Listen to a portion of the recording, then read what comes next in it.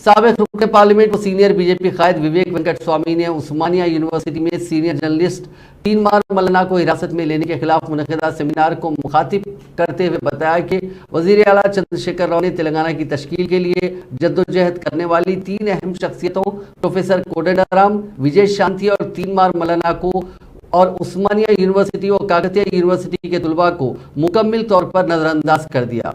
उन्होंने सिर्फ अपनी बेटे और दामाद को ही तरक्की दी है। उन्होंने कहा कि वज़ीर आला चंद्रशेखर राव तीनमार मल्लना की मकबूलियत और MLC इंतखाबात में हासिल होने वाले वोटों से खौफ खाकर उन पर मुकदमा दर्ज करते हुए उन्हें जेल में डाला गया है। నేను ఏదేమైనా కానీ నేను ఈ ముఖ్యమంత్రి గద్దె దించే వరకు కొట్లాడతానని చెప్పి ఆయన ఏదైతే శపథం తీసుకున్నాడో దాని ప్రకారంగానే పోతున్నాడు. ఎందుకంటే మనకు తెలుసు చాలా మంది చాలా ప్రెషర్లు పెడుతుంటారు.